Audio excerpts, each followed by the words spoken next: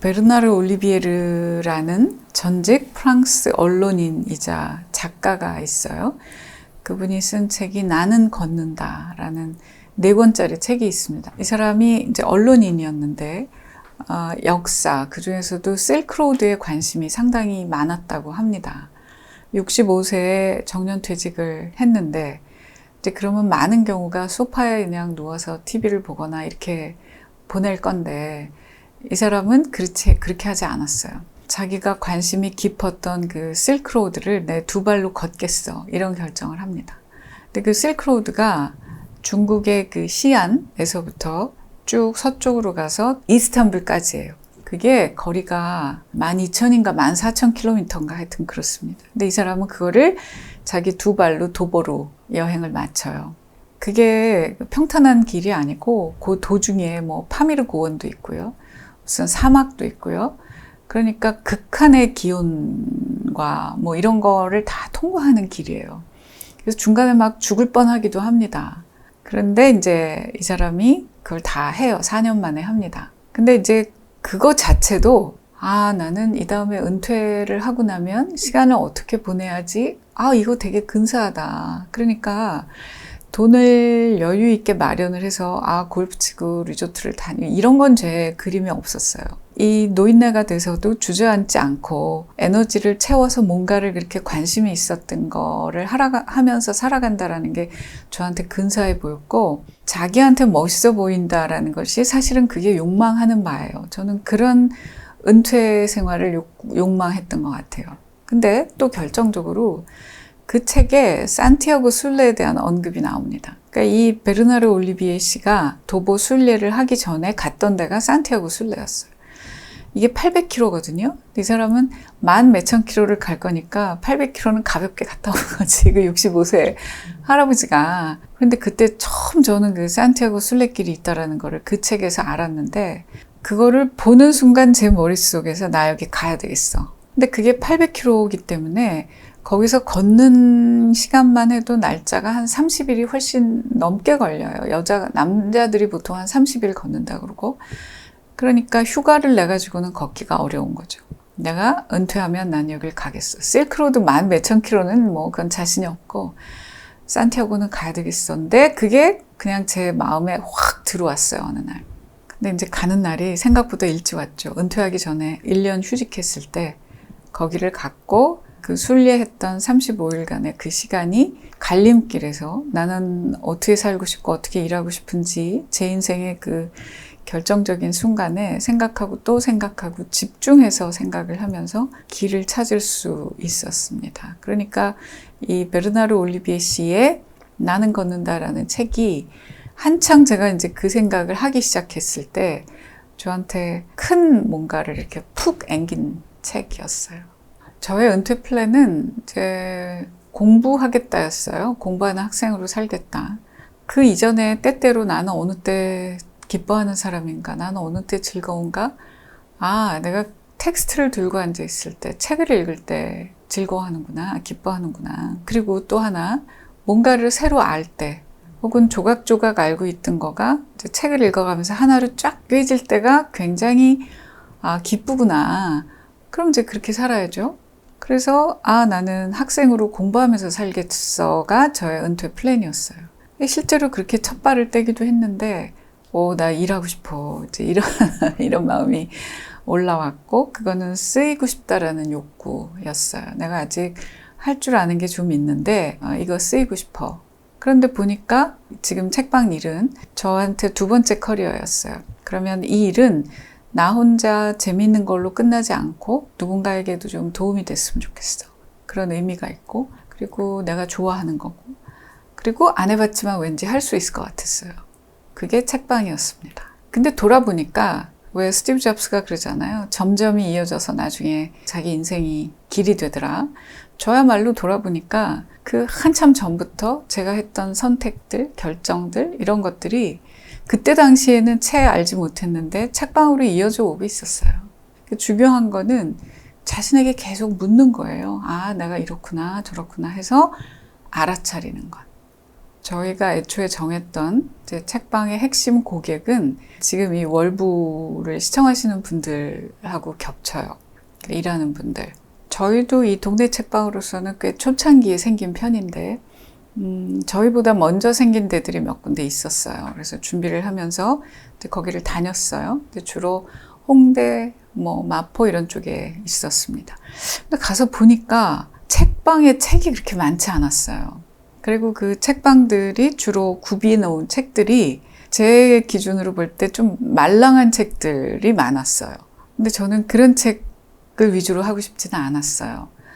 그럼 이분들은 이 책방들은 왜 이런 책들을 주로 갖다 놨을까? 라고 스스로 질문. 저의 결론은 여기도 물론 직장인들이 올 거다. 홍대에 놀러 올 거다. 그런데 그때 그분들의 이 영혼, 마음은 직장인의 영혼이 아닌 거죠. 놀러 간 거지. 근데 놀러 갔는데 거기에 뭐 그렇게 진지 심각한 책이 눈에 들어오겠어요. 그러니까 거기는 그런 성격의 책들이 어울렸던 거예요. 자, 그러면 나는 직장인들이, 일하는 사람들이 일하는 자의 영혼으로 있는 곳으로 가야 되겠다. 그게 어디야? 강남 테헤란로. 왜 타겟이 직장인이냐? 제가 제일 잘하는 타겟이죠. 그래서 제가 제일 잘 쓰일 것 같아서. 예를 들면 어린이 책방이다. 그건 제가 잘 모르겠어요. 제가 숱하게 고민했고 겪었고 했던 거잖아요. 그러니까 제가 제일 잘 쓰일 수 있을 것 같았고 도움이 될 수 있을 것 같았어요. 20대 아주 젊은 분들부터 시작을 해서 은퇴하신 분들도 많이 오시고 딸이 와보고 좋다고 엄마 모시고 같이 오는 경우들도 있고요. 폭이 상당히 넓고 저는 그게 좋아요. 그러니까 제가 해외여행 가서 부러웠던 거는 음악회를 가든 어떤 행사에 갔을 때 거기 젊은 친구들만 있고 여기는 실버들만 있고 이게 아니라 다 같이 어우러지는 모습이 저는 참 보기 좋았고 언젠가 될지 모르지만 다 어우러졌으면 좋겠어요. 그런 생각을 이전에 상상을 했는데 실제로 그런 일이 벌어지고 있습니다. 저희 책방에서. 그리고 기억에 남는 고객들은 이런 얘기를 하십니다. 저는 책방에 올 때 책만 사러 오지 않아요. 어떤 고민이 있거나 문제가 있을 때 솔루션이 필요할 때 여기를 찾아옵니다. 제 의도에 아주 정확하게 부합하는 얘기들을 스스로들 하세요. 그런 얘기를 해주시는 분들이 많이 계십니다. 책을 그러면 언제 읽지? 책을 읽는다는 건 뭐지? 이런 질문을 던진 끝에 고민이 있을 때 직장인들이 도전을 앞두고 있을 때 선배도 찾지만 책을 찾는구나. 저부터도 그랬어요. 새로운 프로젝트를 맡아서 생각이 잘 정리가 안 될 때 교보에 쓱 갔어요. 머릿속엔 계속 고민이 돌고 있죠. 그러다가 서가 사이에 책들을 보고 펼쳐보고 이러다 보면 이거 이렇게 풀어가면 되지 않을까 하는 게 생기는 거예요.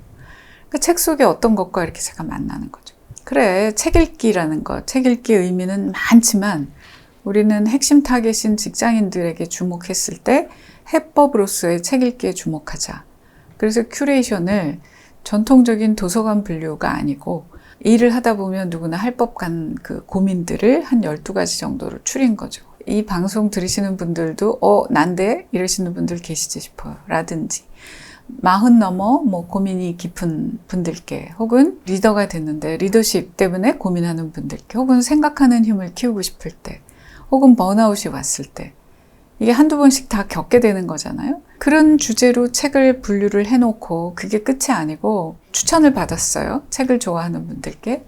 그러니까 그 책을 이렇게 펴보면 그 안에 추천 카드가, 북카드가 들어있는데 먼저 읽은 그분이 나는 이러저러한 고민이 있을 때 이 책을 읽었는데 이 점이 좋았어요를 실명으로 써놓은 북카드를 집어넣은 거죠. 그럼 신뢰가 가지 않겠어요? 그러니까 거기에 꽂혀있는 책을 내가 모르더라도 이 고민은 이거 지금 내 고민인데? 그럼 책을 꺼내보게 되고 꺼냈더니 거기에 뭐가 카드가 들어있고 어떤 사람이 이걸 읽고 실마리를 얻었다. 그러면 그거 보고 싶지 않겠어요? 그러니까 저희가 하고 있는 여러 가지 프로그램들, 시도들에서 그런 것들을 이제 느끼시게 되니까 내가 고민이 있을 때 저기를 한번 가봐야지 이런 생각을 하시게 되는 것 같아요.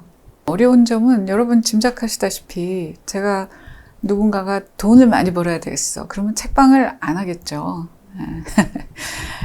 어쨌든 저는 시작을 했고 시작을 했으면 그게 돌아가게 해야 되고 벌써 저희 책방과 그 자기 인생을 함께 하시는 분들이 꽤 많이 계세요. 그러면 그분들도 소중한 자기 인생의 한때를 저희하고 보내는 거니까 그 시간이 나쁜 것이 되지 않도록 책임지는 입장이 된 거죠. 그리고 여러분 책 많이 읽으십니까? 많이 사십니까?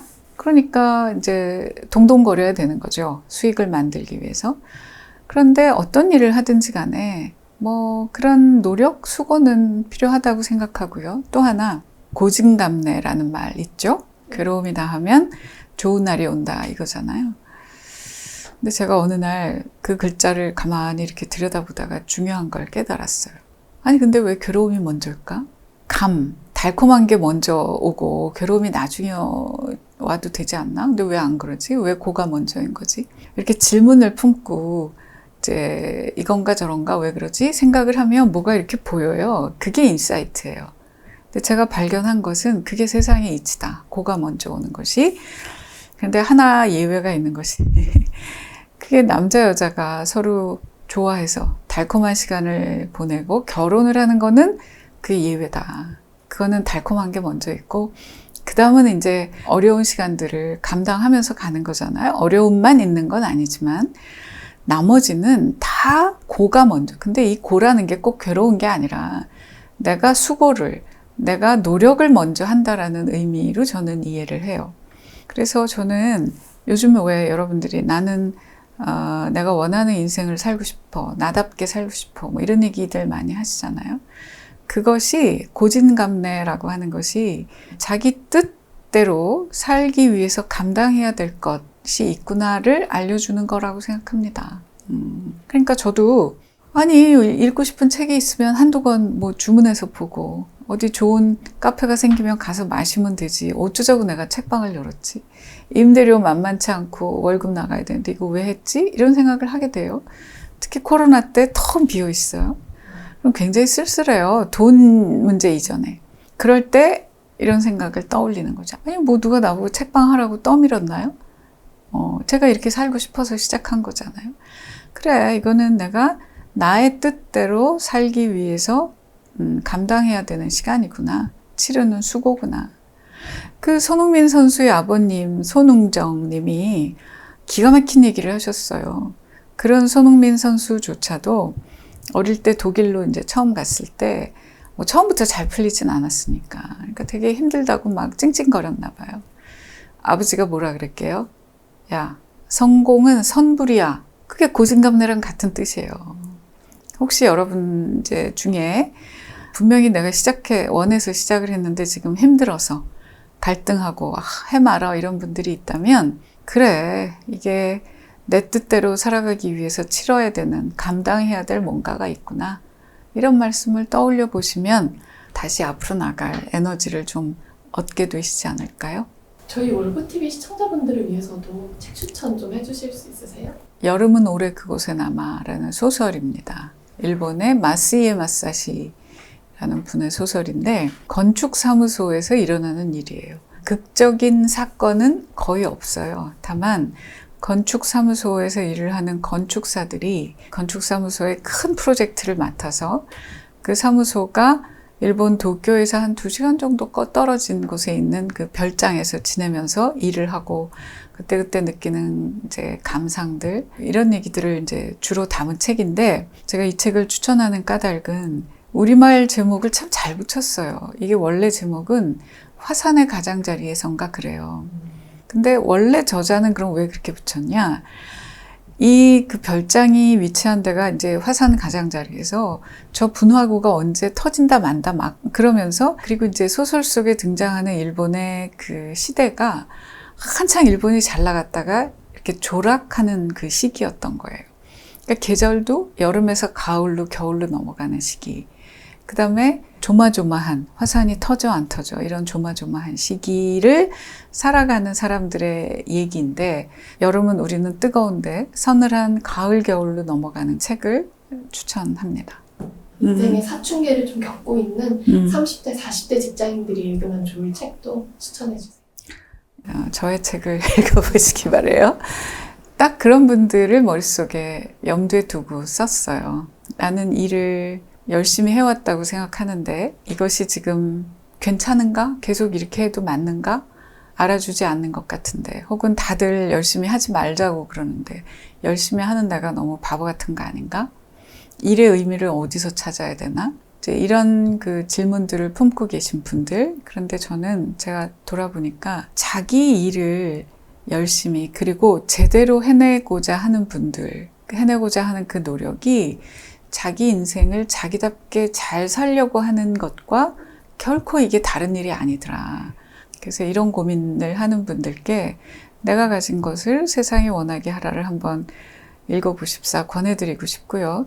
은퇴 전 인생의 좀 이막을 준비하는 40대, 50대 분들이 읽으면 좋을 책도 있습니다. 네. 두 번째 산이라는 책이 있어요. 이게 나온 지 한 3, 4년 된 것 같고, 제가 이제 이분 책을 처음 본 게 2000년 초반에 나왔던 보보스라는 책을 쓴 사람이에요. 그런데 이제 요번에 낸 이 책은 두 번째 산이라는 제목에서 짐작하셨다시피 두 번째 인생을, 두 번째 커리어를, 하나를 얼추 마감을 하고 다음을 어떻게 살아야지? 그게 은퇴일 수도 있고요. 혹은 삶의 방식을 좀 바꿔보고 싶어 하는 분들일 수도 있고요. 근데 이거는 40 중반 50쯤이 되면 누구에게나 옵니다. 그래서 그 고민의 결과 선택은 사람마다 다르겠지만 그러실 때 읽어보시면 이 두 번째 커리어를 시작하고 그 길을 잘 가고 있는 분들의 얘기예요. 그래서 이 책을 한번 나누고 싶습니다. 같은 일을 해도 스스로 자발적으로 하느냐, 누가 시켜서 하느냐는 참 큰 것 같아요. 그래서 여러분 한 분 한 분이 자기 일의 주인이 되셔서 팔로워가 아니라, 우리 다 사실은 리더가 뭐 조직을 이끌어야, 조직의 수장이라야 리더가 아니고 우리는 다 각자 자기 인생의 리더입니다. 그럼 리더는 어떤 사람인가요? 스스로 움직이는 사람인 거잖아요. 자기 인생의 리더가 되시면 좋겠다는 말씀을 마지막으로 남기고 물러가겠습니다. 감사합니다.